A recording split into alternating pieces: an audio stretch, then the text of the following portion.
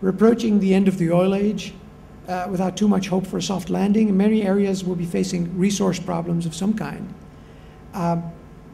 Atmospheric CO2, sea level, both exceeding what used to be the worst case in the 2004 IPCC reports. So there's major climate impact. And as far as climate change is concerned, people in the tropics carry the brunt of that in terms of impact. Simply put, worldwide, it looks as if the party's over. It looks as if this couple of 100 years of rapid and unchecked growth are over, and the world is going to have to readjust at the very least. Things are going to be changing, dynamic, and at least more chaotic than they are today. Something else about today's world is unprecedented.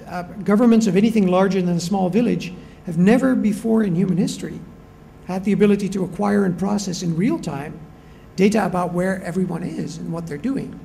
That's never existed. That ability has never before existed.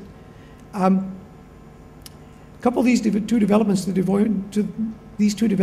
deployment pretty much anywhere on the planet of laws and regulations to tear down walls between information that government has and to tear down restrictions on government power in the name of terrorism, in the name of whatever. I'm from a European country that has a long and democratic tradition, so having governments with pretty much unchecked power is much more normal to many of you than it is to me. But things will change and things will become more chaotic. The hacker community has always known about the dangers of this. We've known the word SIGINT. We understand data mining, at least from sort of a theoretical standpoint. We know about the cost of a petabyte. And we know how much you can store in a petabyte. We know full well that at the present rate, 10 or 20 years from now, there will be very, very literally no place to hide. Many hackers, including myself, have made a point of telling others about these dangers. And then we went on to demonstrate how clever we were. We broke into systems that were said to be unbreakable, and we generally showed that the emperor was not wearing any clothes, which I'm not knocking. This is a good thing to do. It creates better systems. It's useful in and by itself. The information world could not exist without the role of hackers showing that things were insecure. But back to what happens if governments really turn bad on us, the totalitarian state. World War II is recent enough in European and world consciousness. Our collective consciousness has sort of a concept of what evil totalitarianism means. Most people have thought about it, and they've thought about what they would do if the regime were ever to turn murderous and crazy and completely out of control. Most people like to think of themselves as resistance heroes. I'm going to be saving lives, destroying the dictatorship in the end. In reality, most people continue living their lives and they just move forward the point where they take action, a little bit at a time. It's like, yeah, but it's not as bad as, and it's not, they'll just move forward this point.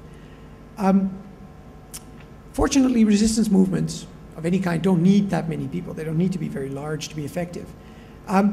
Resistance, if you think about it from a very abstract point of view, is about logistics.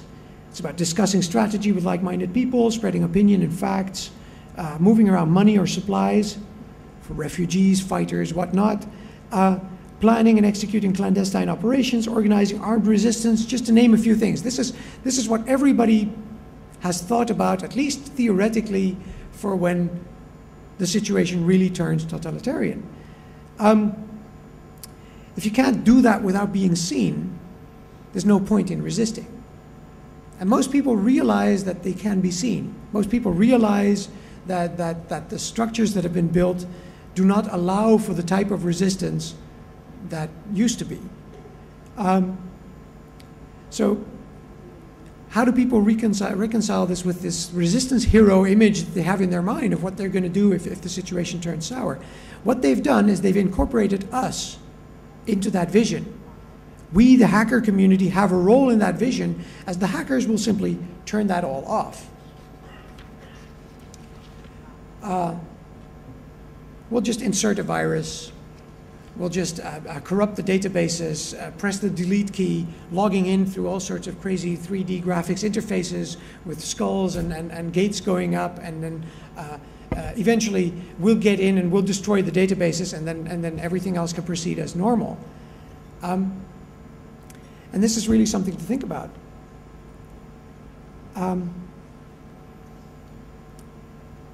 People do not take our warning seriously because of us. That's a really strange thing to realize. We've become part of the resistance plot in their mind. So while they're rescuing the pretty lady, the hackers take out the computers.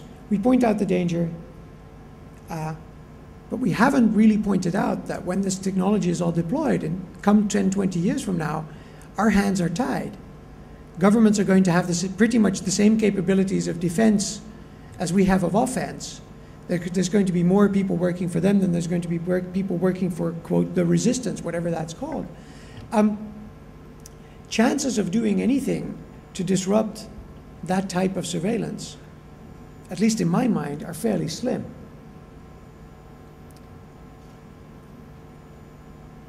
It's not Hollywood. Shutting down a government's ability to see everything if such a government becomes evil is simply not a promise on which we can deliver.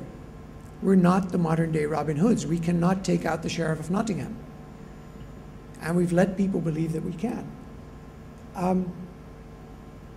This is sort of a thought that I want to leave you with, to ponder on, to think about, and maybe to discuss if there's still time. I don't know how much time do I have. There's still a little bit of time. To maybe discuss a little bit, because I think it's a really interesting point. All right, that was sort of my presentation for today.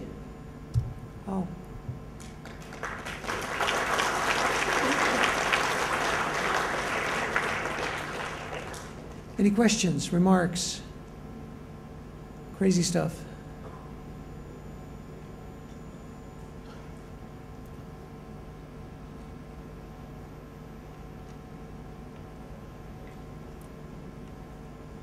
No questions.